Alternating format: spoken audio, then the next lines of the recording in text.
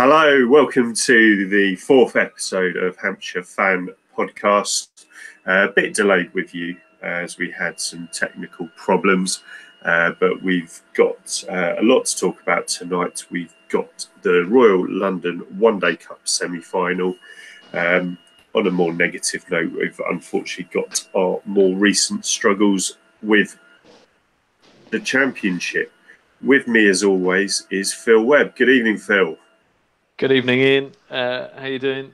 Yeah, pretty good. Yeah, I'm excited about the semi-final coming up. Yeah, Chance to get to Lords. and we are obviously recording this just not on the eve or after the Yorkshire Essex game. So obviously we've found out who our opposition are actually going to be on Monday. Lots to look forward to there. And it's been a good competition really so far, isn't it? Yeah, I've been pleasantly surprised. I didn't have particularly high hopes before because of, say, how we went in the Caribbean 50 over comp, and also the last few years we've been a bit ordinary with our form in the List A games. But it's turned out very well so far, and I think for me, obviously finals day is the bigger day these days, but there's still something really special about a Lord's final. I think we're both the age where they were the main events as far as county cricket were concerned. Yeah, and we seem to have got in a position where it was I would say relatively comfortable. I mean, every game needed to be won or kind of played in, but actually, we all through the games we were looking in a position like, well, just another win here, and that kind of secures us the definite quarterfinal, or just a win here that gets us into, possibly the semis, as ultimately we did as well. So, yeah, we looked on top of it consistently throughout the 7 games that were actually played. Yeah, the good thing for me is there seemed to be like a clear plan and strategy through throughout the group stage. Every single game, I mean, it was a bit of a quirk of winning the toss, but every game up until the final group game, Somerset, Hampshire were more often than not, when they did win the toss, choosing to bowl. I'm quite traditional and like runs on the board, but I feel like it's a more modern approach and quite a brave approach to try and chase, because most teams think they can pretty much chase anything. I mean, you look at that first game and think, well, we're trying to chase down 250, and well, that's a relatively conservative total in kind of modern 50 over cricket. It was almost getting away from us in that first game until Berg showed up with help from McManus as well. Berg was hitting at about, I think his strike rate was 173 on that, and that, in knowing that you've got that lower down the order potentially, even when it was getting a little bit nervy, I think really kind of set the tone for the rest of the tournament. Definitely, and through a lot of confidence. Yeah, I think winning tight games is a good habit to have. It can put you in good stead for later in the tournament when you come round to the knockout stages, as we're doing. You know that if it's sort of a 50-50 situation, or even worse, 40-60 against you, that you think that you can dig a bit deeper, take the game all the way, and find a way to get home, as they did down at Hove. I was, funnily enough, in Windsor that day, sort of enjoying the day of the new Duke and Duchess of Sussex. So I wonder if they were aware that Hampshire were spoiling their day. Could have chosen better. Could have Duke and Duchess of Hampshire. That'd be nice. It's interesting in that. So in that first game, it was our kind of lower middle that were doing the damage in the chase, which you kind of thought, oh, this is just the Championship form kind of continued, where the top order weren't quite doing it. But actually, in the second game, it was Russo and Amla up top that really kind of broke the back of the chase, and that was kind of a weather affected game, down to 44 overs. But actually, that was that was kind of reassuring as well that our top order could also do it in the 50 over format. Yeah, and from what I remember, that game actually got quite tight towards the end, and it was, I think, McManus came out at the end just to make sure of the victory. But it was the first game that I attended in the competition, and the thing that impressed me the most that night was actually the bowling in the middle overs by Mason Crane and Brad Taylor. So Surrey had a really good start, a strong start with the bat.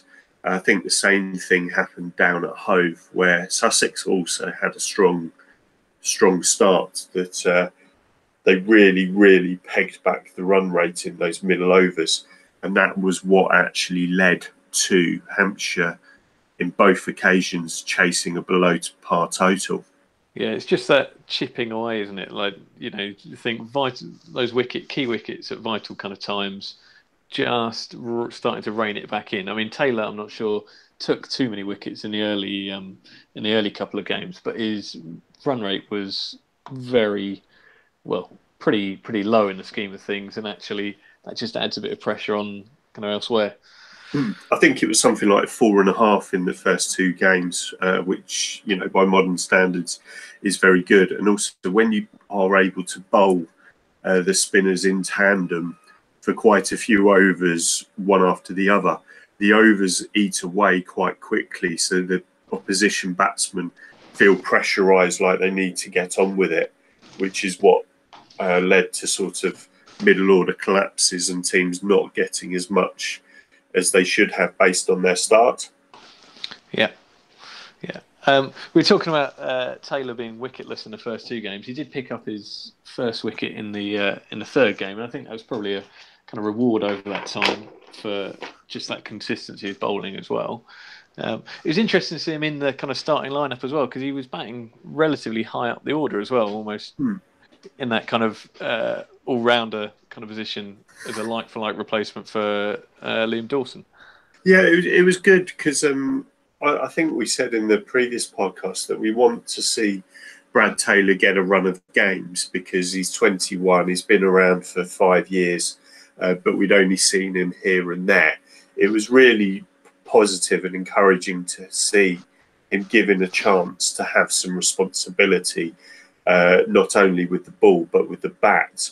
I think it's a continuation of the Caribbean 50 over competition where he did get quite a few runs for Hampshire and not many others did. Secondly, he regularly makes runs batting high up the order for the second 11. So that was just a really good positive thing that's come out of this tournament.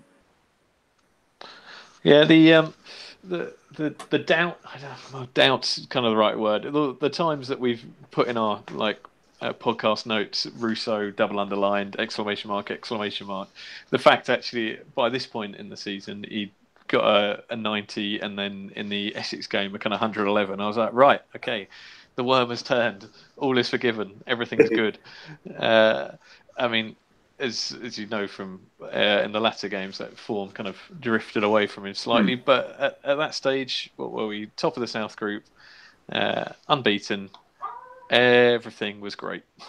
Yeah, three wins out of 3 to start. And I think with hindsight, looking back on all the 8 group games, I think the Essex win was probably the best one, in my opinion. We restricted them to 303. Yeah, that sounds a lot. But at various stages, they looked like they would get a 350, 370, you know, something really unmanageable. But we dragged it down to 303 for 6. And with Russo, the mainstay, with good support from James Vince and Jimmy Adams, we won by 6 wickets. So 304 for 4 is, you know, as perfect as you can get, I think, in a chase of 300. Yeah, and given that we didn't know then that Essex would go on to finish second in the group, obviously they are a pretty decent one-day side as well. Game 4, nothing happened. that was abandoned up at Bristol without a ball bowled. But I think the interesting thing about that was that we end up getting the odd point, which, given that other kind of deciding factors are your like run rate and so on, actually being able to have that odd point on other teams who might have otherwise finished on similar ones, in the end gave us that advantage to take us up to 11 points in the table. I completely agree. It's a turning point. And then the next game was one I actually missed, and it will teach me going off to watch golf instead of Hampshire. Was the Kent game. I mean, it's going to be forever known as the Kent game. Yeah, there's an element of notoriety. I mean, I wasn't there for that one either. I was listening on Solent, but there's a kind of element of disbelief even now, kind of looking at the situation. You think nobody quite at the time realised how close we were kind of allowing it to get, because up until that point, Weatherly and Taylor particularly, the two of them had been excellent in just ticking over, getting it close to the point that the game is practically understood to be won. I couldn't believe it. I was just following my phone. I saw it was something like 7 or 14 balls. So you're like, yeah, that's fine. Of course, as you said, Weatherly and Taylor. It was Weatherly's maiden list A ton, maiden ton for Hampshire. Taylor, half century as well in support. Just I can't really understand what happened because I wasn't there. I want to be sympathetic to two players making their way in the game, but we really should have won that. It didn't cost us group-wise, but seeing that Kent have won in the other quarter-final quite heavily up at a dangerous Nottinghamshire today, I wonder if they'll come back to haunt us at a later stage, though. Because in theory, if we'd have denied them the 2 points there, they could be out. Yeah. Blake and Dixon and Kent have got a lot of dangerous players. I mean, it was Henry that did the damage in that final over to us, where he was only gave away 2 runs, I think, in that last over against Weatherly and McManus in the end. And it could come back to haunt us. I hope it doesn't. I mean, if it does, it means we would have got to the final anyway, because that's the only time we can meet them again. And to that extent, okay, great, we're in the final. But I don't know. There was a lot of to and fro on Twitter about the end of that game as to whether it's a learning experience and we should be kind of sympathetic to them. But I don't know. It's hard to look at it and think, come on, guys. Yes, they've got us in a great position and they should be lauded for that. And you kind of think, well, it's unfair to blame the 2 people that got us close enough to make that a comfortable win. Why shouldn't the blame lay at the door of the 4 people that got out before them that didn't get us in a more winning position than they did? But I don't know. I think our opinions on it would be completely different had we not qualified. If it had come down to that, looking back at that game as the penalty miss in the final kind of thing, then we'd look at it completely differently. But I think we've spent more time on this game than we perhaps needed to. So the next game is obviously, believe it or not, where we first met. You make it sound very romantic, but so Ian and I have only ever conversed over over this podcast and via Twitter up until we actually met at Merchant Taylor School, and we got there a little bit late, but it was a delayed start and we lost a few overs, but a good game actually. I really, as a day out and a game, I really enjoyed it. I think it's just something about, particularly probably subpar total, but it made it kind of nervy and edgy, when you're on these out grounds. And I'm not going to go kind of boycott and uncovered pitches, but there's there was just an element of uncertainty throughout the whole kind of game about how it was going to go. Well, there was 2 things. So it was because of the rain. It was reduced to 48, 5 overs aside. That kind of made it 199 for 8 Middlesex, like a bit of an old school Sunday League game. Yeah. I think on the whole, Hampshire were never in trouble. But because they went 5 down with, say, still 50, 60 to lead, because of what had happened against Kent the previous Sunday, I think that made everyone think, oh no, here we go again. But ultimately, I think it was as comfortable a win as you're going to see, really, in this form of cricket. The other thing that we think we should note on that game, it was actually the first time that Hampshire used more than 5 bowlers. So James Vince decided to bring himself on, got himself a wicket. Prior to that, Hampshire had been having great success using just the 5 bowlers, which, you know, is a brave strategy because everybody has to bowl their 10 overs. Yeah, and I think, you know, in a sense, brave decision to put himself on, but I think is recognising that actually the pitch maybe wasn't taking spin so much with some of the kind of moisture around and things like that, and actually a bit of medium pace might cause a few problems. Yeah, I think what I've liked about the 4 games played previous to that is the fact that there's a set plan. I always enjoyed looking back at some of the T20 plans that we kind of engaged in our most successful years with Mascarenas bowling the first 4 straight up, straight through at the start, and you've got Briggs at doing this point, and that set plan and everyone knowing what they're doing. I guess it does get predictable maybe if other sides are going to analyse. Well, we know they're going to bring them on at this stage, and they can think, right, we're going to attack and try and take him apart to that extent. But we didn't again move from that kind of 5 bowler option until the final game of the season, which I think we'll probably leave a little bit more time to consider as well in a minute. Yeah, I mean, the other one, we then travelled down to Swansea, not a game I made because of other commitments, but again, it was another pretty comfortable victory. Bowled Glamorgan out for 227. They were bottom of the group. And again, chased it 6 down, but I suspect, again, it was probably another result that wasn't really in doubt.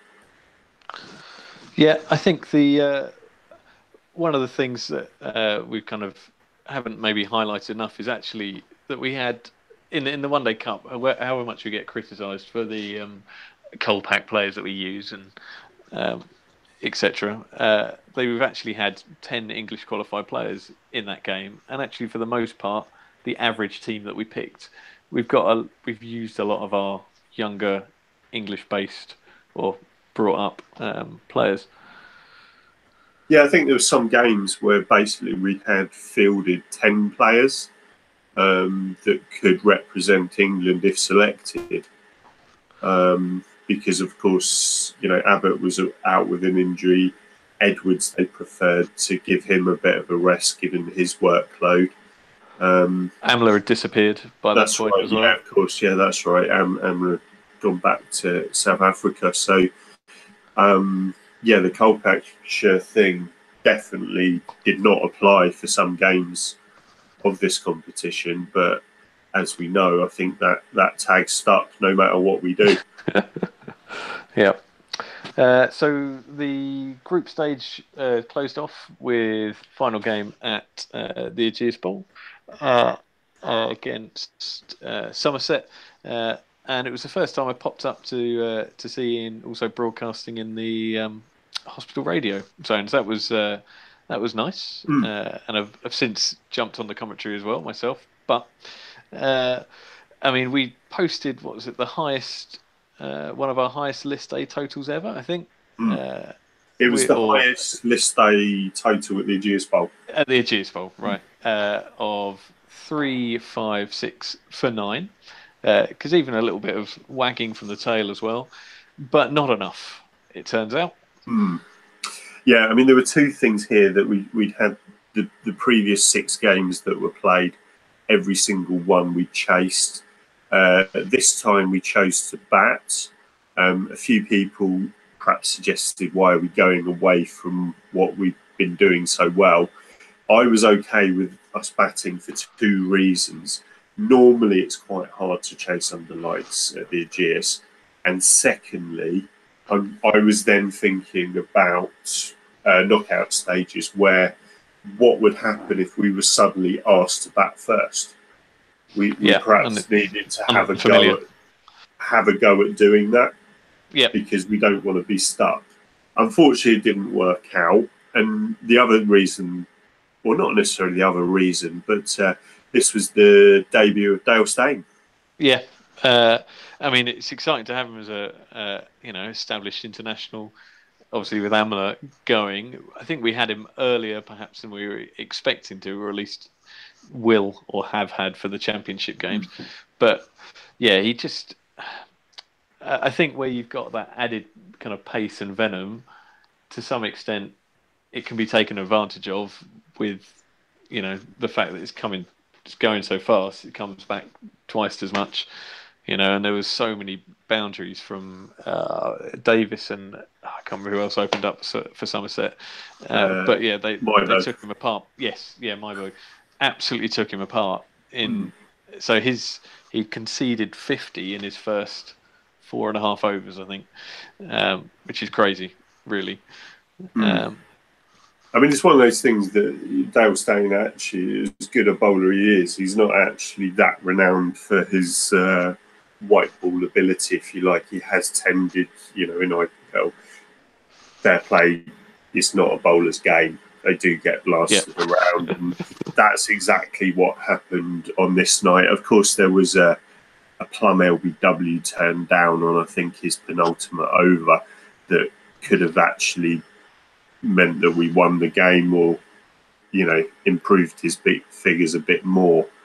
So it'd be interesting to see what the lineup is for the semi-final, because Reece Topley was left out for Steyn, and again, Reece Topley, I wouldn't say had a stellar campaign, but he certainly wasn't disgraceful. I'm just going to try and find his. In terms of the stats, having looked at kind of all the averages, I was like, well, who is our man of the tournament so far? And I think my general conclusion was that actually, to a man, pretty much everyone who played made some major contribution in at least 4 to 5 of the 7 games that we had.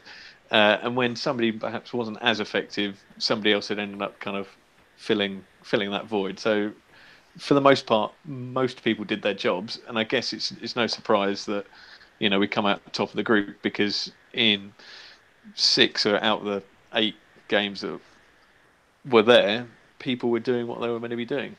Stats wise, top wicket taker was Crane with 14 wickets at 5.73. Topley only got 6, but a run rate of 5.2 is pretty good in modern 50 over cricket.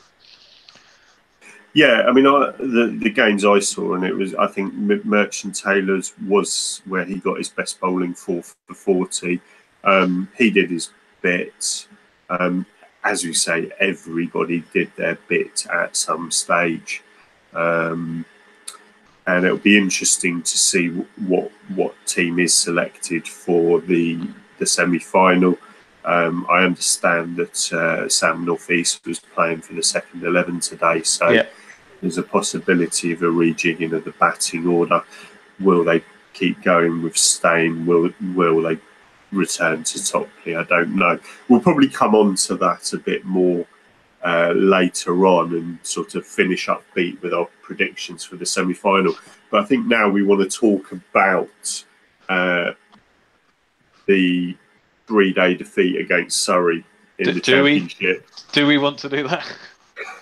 Well, it's one of those things, you do get the feeling when we interact with Twitter that it is, most people are probably the most interested in how we do in the championship. So for that reason, painful as it may be, we do need to talk about what are we going to do?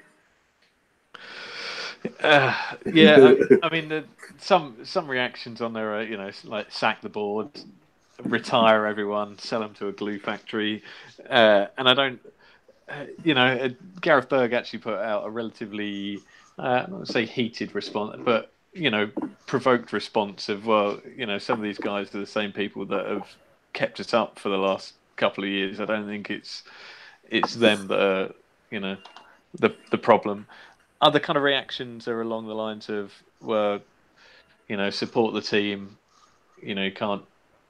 But that, I kind of feel like, if you're a supporter, you still have the right to express a kind of critical opinion about, hold on, this isn't really good enough. We kind of expect more from this side and how it's been assembled, and I completely agree.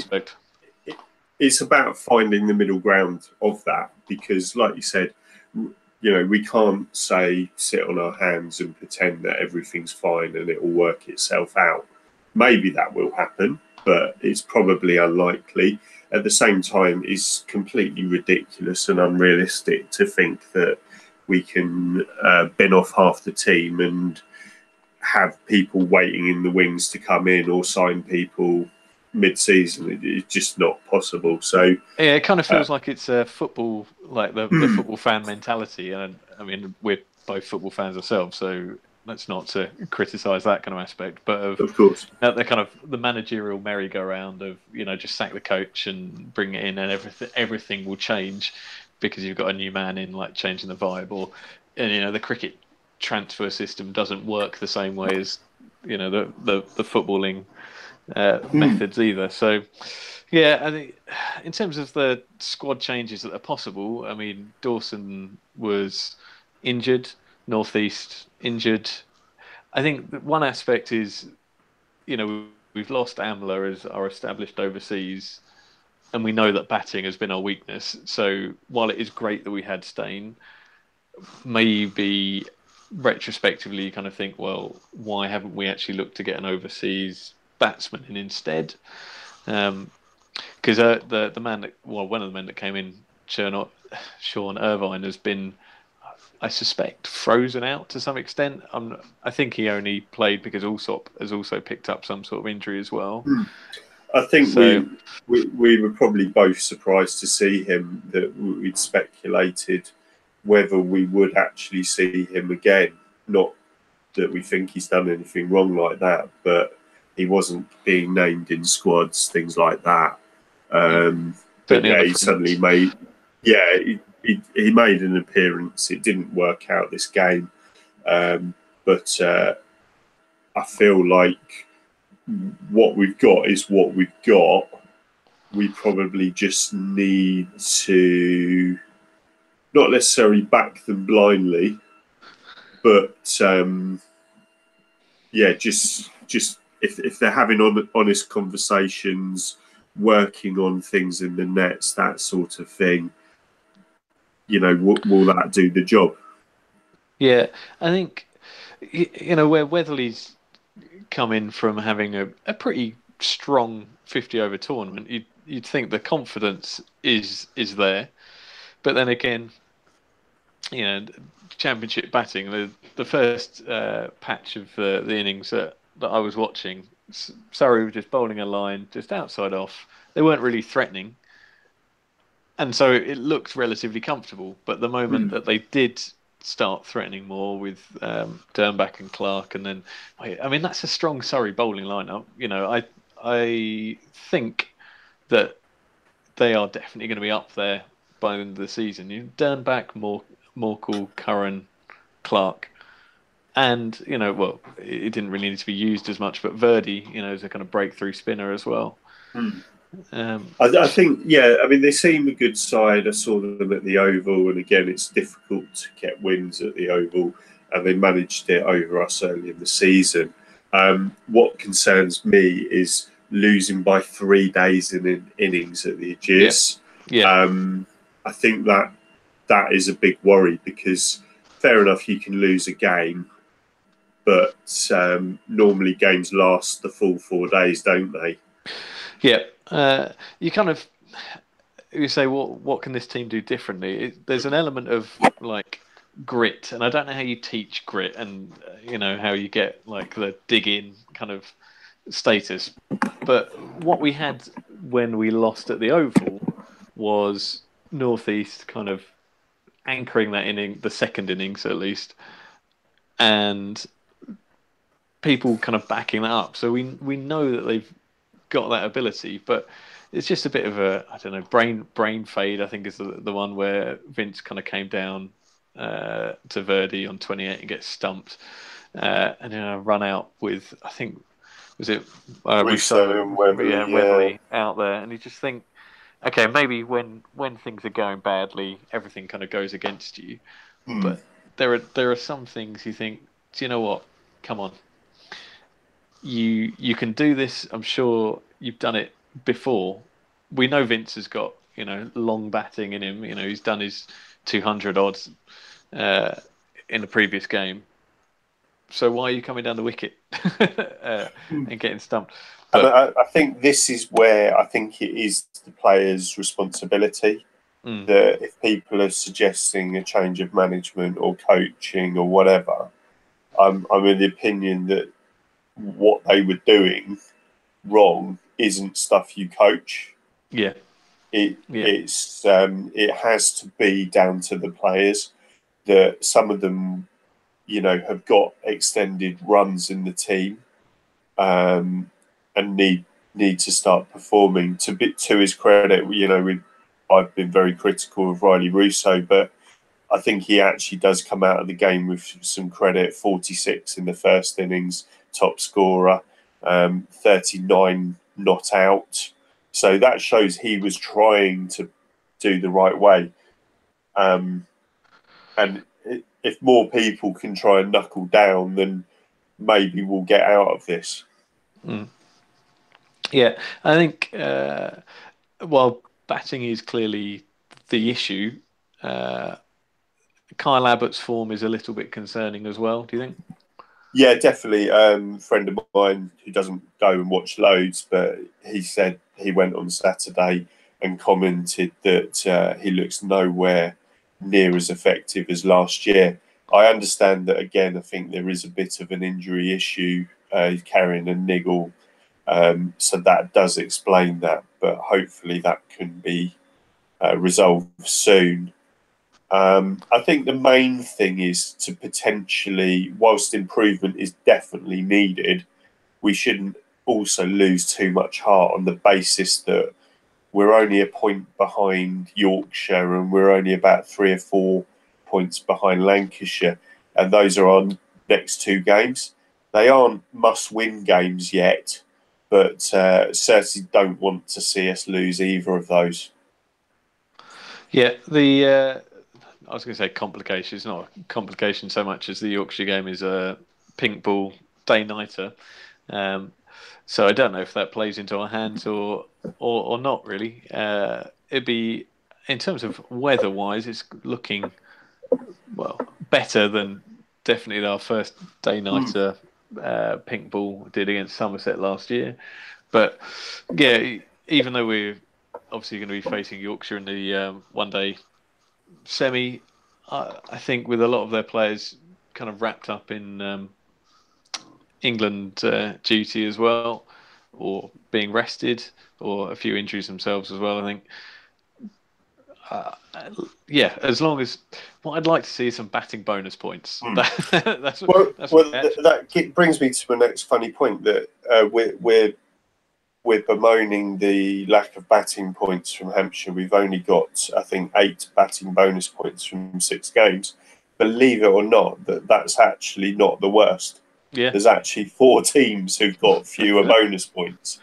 So, but somehow they've either got more draws or, been winning a low scoring game, that sort of thing. So, I think it was very first episode that I said that these batting problems aren't unique to Hampshire. Yeah. They are a problem within the English game, and we've seen it with England getting beaten quite badly at Lords to Pakistan. That doesn't excuse it, but it does sort of say where the game is at at this country and where Hampshire are.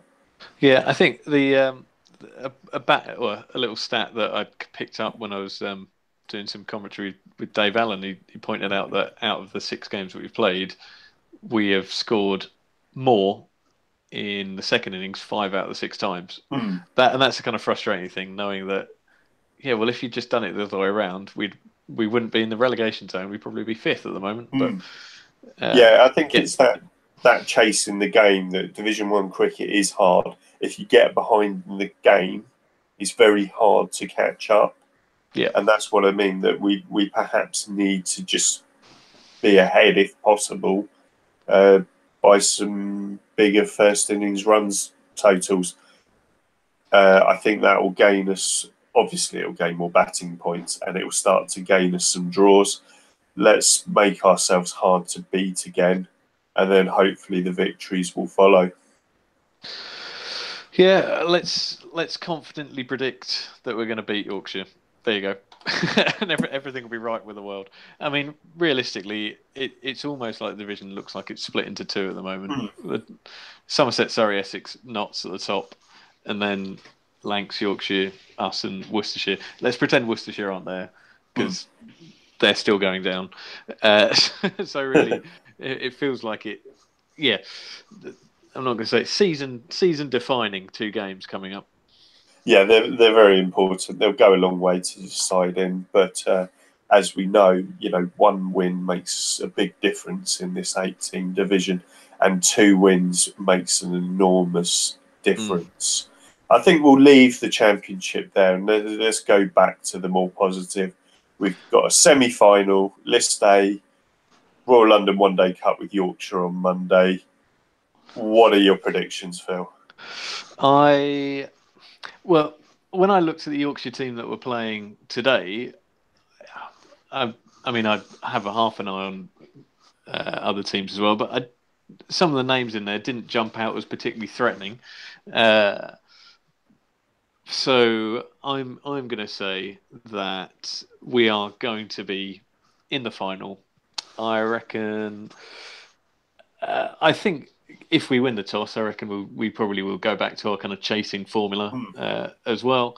I'm not going to say it's going to be comfortable, but yeah, I think we'll be quite happy by the end of Monday evening, and then the England team will play, and then we'll be disappointed again.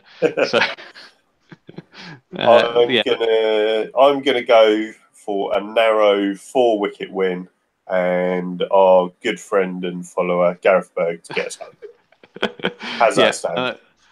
No. If anything like that happens, I'll be very very happy.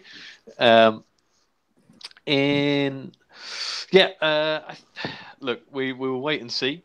If you do have any comments or feedback, do get hold of us on the Twitter at Hants Fan Podcast, or individually I am at Mr. Webb with a 3 for an E. Ian? Yeah, I'm at Ian Pierce 100. Please listen to the podcast, tell your friends, share us, and give us your feedback. We look forward to speaking to you again soon. Cheerio.